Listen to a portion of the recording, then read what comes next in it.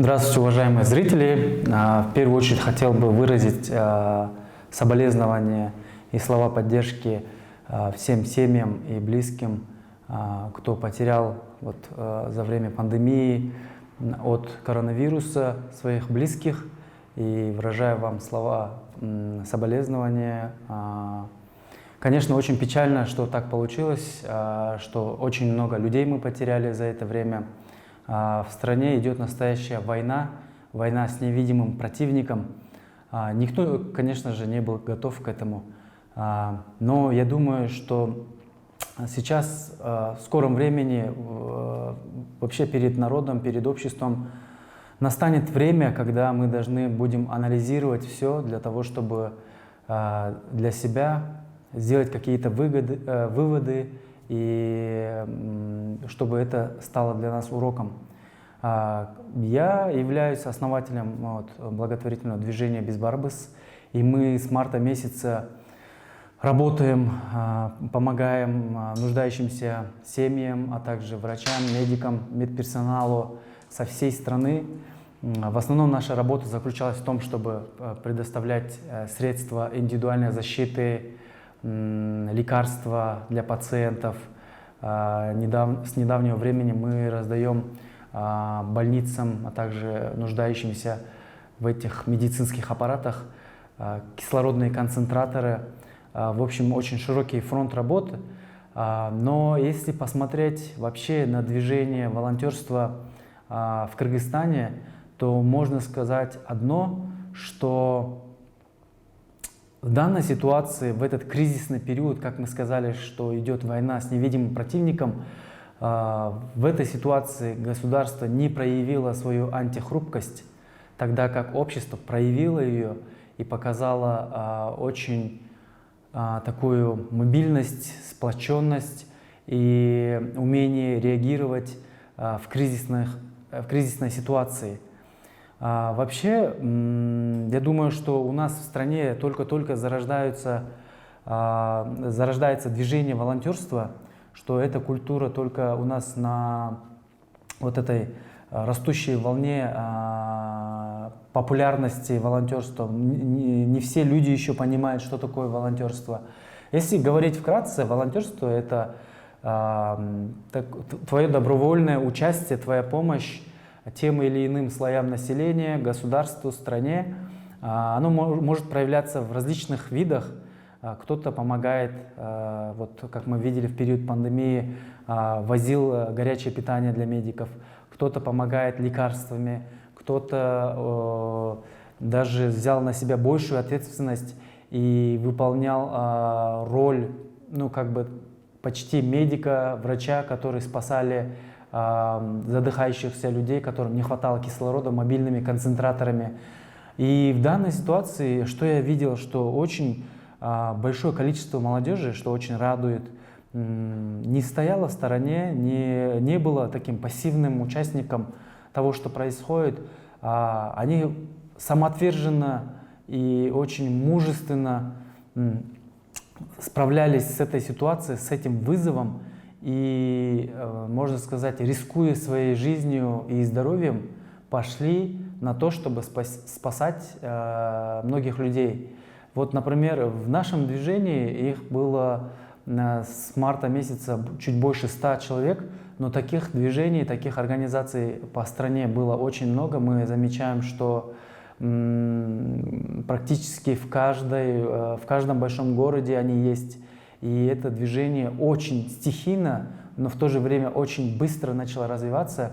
Точной цифры нету, но мне кажется, счет идет на несколько тысяч человек, которые так или иначе помогают людям справляться и бороться с коронавирусом. И что хочется сказать, так это то, что несмотря на то, что этих волонтеров никто не учил, никто не призывал, это какое-то такое внутреннее стремление, такой альтруизм и желание помогать людям, оставив какие-то свои заботы, свой комфортный образ жизни. Например, некоторые волонтеры, мы видели, работали в стационарах наравне с врачами и участвовали в приеме пациентов. Несколько из них даже заболели, мы знаем. На 2 недели их вынуждены были изолировать. То есть это говорит о том, что люди готовы чем-то пожертвовать ради того, чтобы спасти абсолютно незнакомого человека. И это чувство, я думаю, что оно редкое, но в то же время очень благородное. И достаточно много активистов, много там, блогеров, звезд шоу-бизнеса, спортсменов, предпринимателей, обычных граждан начали участвовать в этом. И это на самом деле, я думаю, что классный показатель для общества, что есть вот такие представители, которые в момент кризиса, как я говорил, они не были пассивными участниками, пассивными наблюдателями, а именно самое активное, самое передовое участие приняли. Но я думаю, что с другой стороны это была вынужденная мера, потому что в развитых странах мы видели, что государство принимало самое активное участие, запасаясь лекарствами, обеспечивая стационарами, обеспечивая койко-местами в больницах. Люди там, я уверен, не искали кислородных концентраторов и лекарств в социальных сетях. Люди там их не вынуждали, чтобы они с одной больницы кочевали в другую, родные беспокоились. То есть в странах, где система здравоохранения работает четко и слаженно, в принципе, люди не сталкивались с большими проблемами.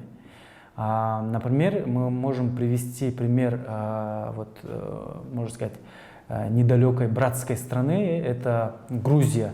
За период пандемии у них из человеческих потерь было всего лишь 16 человек.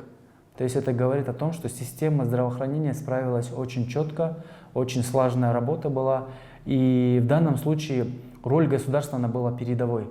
Но в нашей ситуации, в нашей стране, в Кыргызстане, я думаю, что, конечно же, передовую роль можно отдать волонтерам, потому что, не обладая огромными ресурсами, не обладая какими-то большими навыками или специальными знаниями, но в то же время обладая какой-то внутренней энергией, самоотверженностью, желанием помочь другим, получилось создать такое большое движение, которое смогло повлиять на жизни очень многих семей. И вообще, я думаю, что эта пандемия коснулась практически каждую семью. Но жертв было бы намного больше, если бы не такое активное участие волонтеров. По сей день продолжается вот эта помощь волонтерского движения. И сейчас какие-то непонятные, если честно, попытки для нас происходят, что иногда бросает трубку или отказывается принимать помощь, аргументируя тем, что начальство системе здравоохранения приказывает им не брать эту помощь, не просить этой помощи. Но я думаю, что сейчас вот эти какие-то внутренние интриги, разборки, обиды какие-то нужно отложить. Речь идет о спасении людей. И здесь все должны помогать, как государство, так волонтеры, и врачи, да, имеется в виду. Вот, поэтому я думаю, что сейчас самое главное, нужно взять в руки вот этот флаг объединения, то, чего не хватает нашему обществу. Мы очень часто разделяемся, сейчас начали делить даже волонтеры, которые пошли на встречу с президентом, и не ходили, да, то есть есть попытки какого-то раскола, но самое главное, то, что их объединяет, это не какие-то корыстные цели, я уверен, что многие волонтеры не преследовали других целей, как просто помочь людям.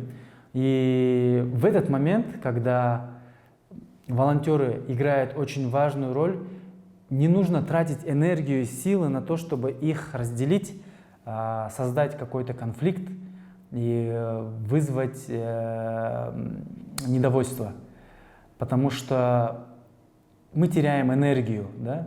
энергия должна быть направлена на волонтерскую деятельность. Чем больше их будут поддерживать, чем меньше будут каких-то препонов создавать, тем большим людям волонтеры смогут помочь.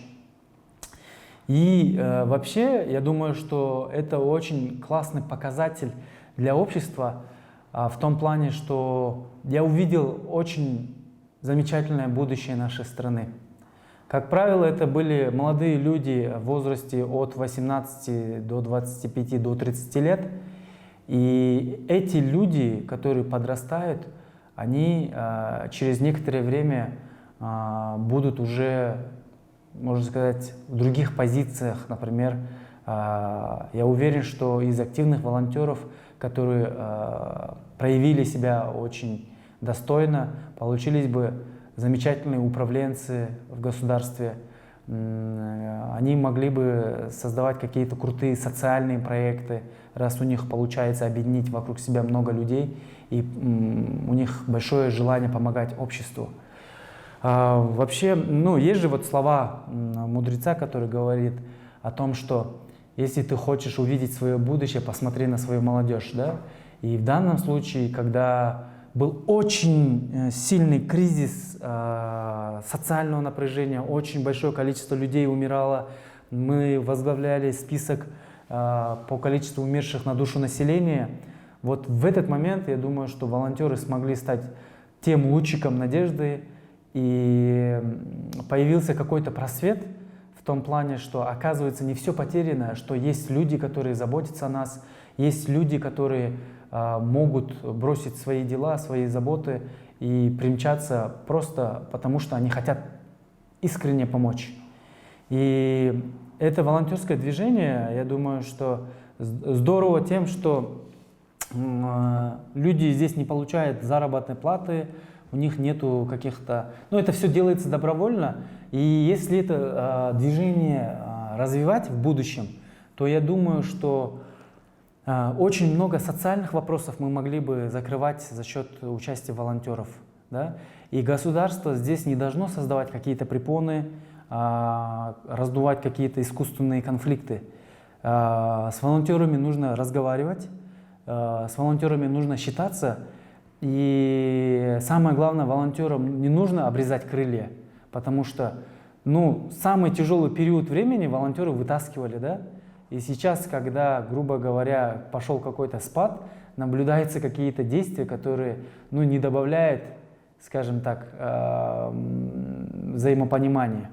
И здорово будет, если государство, наоборот, будет способствовать развитию этой культуры, потому что я часто путешествую, и в таких развитых странах, как вот в Западной Европе, в Турции я наблюдал, в Америке очень сильно развита вот эта культура волонтерства, культура donations, когда люди делают пожертвования вот таким организациям.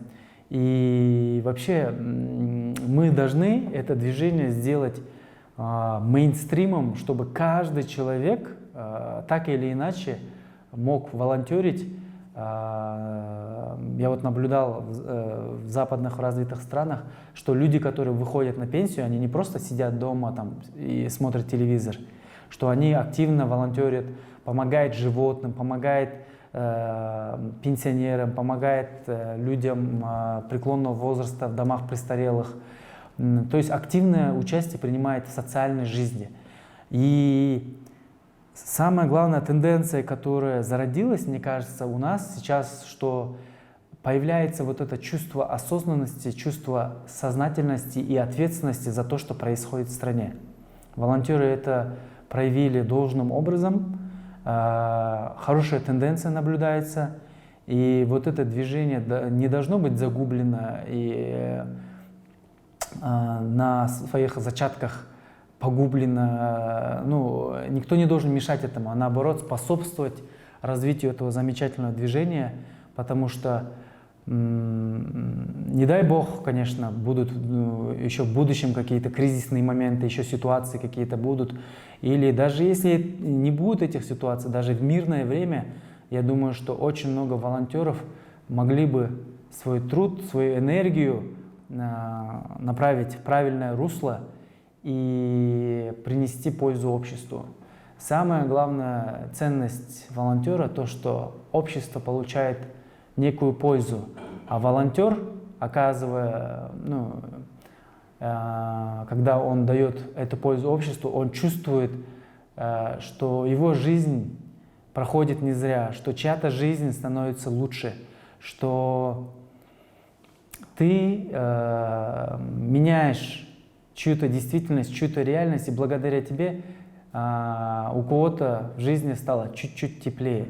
Поэтому, друзья, я хотел бы, чтобы каждый из зрителей подумал для себя о роли волонтерства, о том, как мы можем вознаградить, поблагодарить этих героев сегодняшнего дня, и как каждый из нас мог бы в будущем стать волонтером и участвовать, и сделать это частью своей жизни.